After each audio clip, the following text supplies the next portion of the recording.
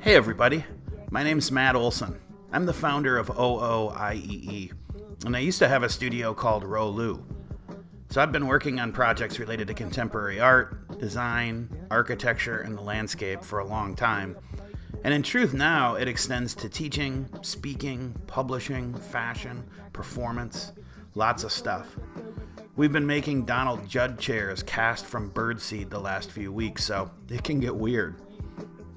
OOIEE stands for the Office of Interior Establishing Exterior, and it's pronounced we in English, French, and Hawaiian, so it also means us, yes, and here, 3 super important words. Initially, I'd had this idea to make a Dear Nike video to be an ad for my upcoming visit to Blue Ribbon Studio on March 8th. It might sound totally nuts, but I could picture this short movie, narrated by Carrie Bradshaw from Sex and the City, but visually more like a Jonas Mekas film, that also had the vibe of a William Strobeck skate video, and maybe even a dash of the sentimental magic John Hughes movies seem to have. But I really have no idea how to pull that off, so maybe we can just pretend that this is that? Specifically, though, there are 3 things I'd love to discuss with you guys when I'm there.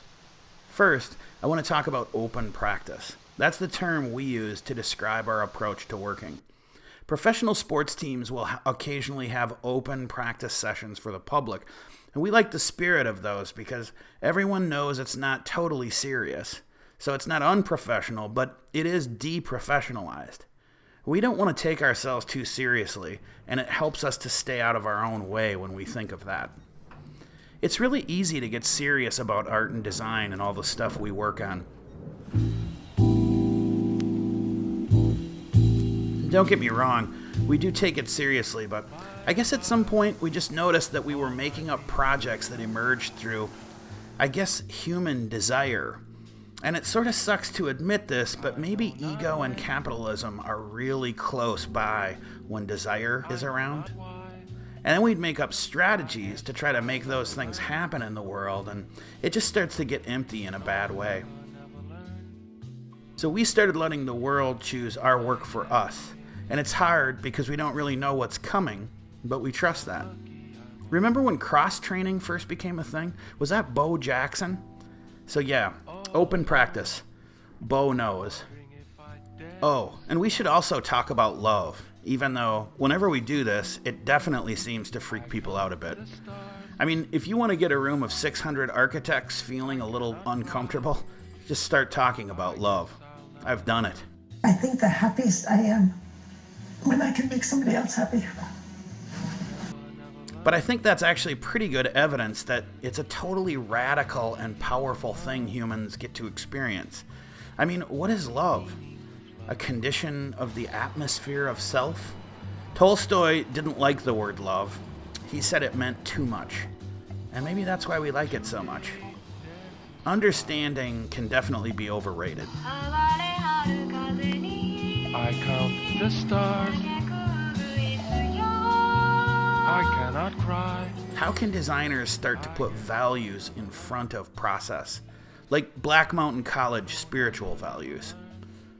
Another thing I'd love to discuss with you guys, we use art history as a material in our work a lot. Conceptually, it can get pretty complex to discuss. Some people have used the term appropriation in relation to our work in a more serious, high art way, and we get that, but it's also more. We love the way Nike and the whole reissue culture around music and fashion, well, it seems like that's more what we're up to. Making the present with the past, not taking something from the past. The internet seemed to break that hold that the institutions and academia had on telling history in this hierarchical way.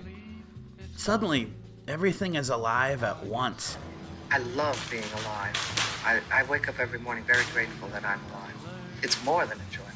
I'm very happy to be alive. Maybe it's as much about memory, too, as anything else. I mean, we know that there are more trees on the planet than there are stars in the sky, and apparently the sky is endless. And we know everything is always changing all of the time. And this is just amazing, right? And it seems like we just usually forget. And then we forget our forgetfulness. So we need reminders that being alive is an incredible flash of magicness.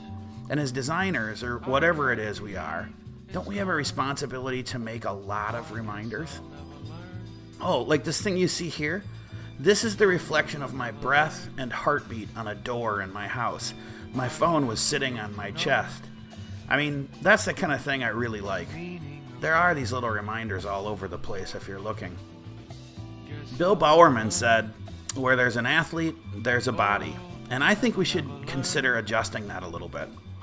Where there's an athlete, there's a body, and where there's a body, there's a human. Because when we don't pay attention, we forget. Okay, so that's probably enough, right? I know there's the whole just do it thing, but for better or for worse, I tend to overdo it. I really hope you can come and hang out. And if you can't, I hope our paths cross soon, when and where they're supposed to. Thanks.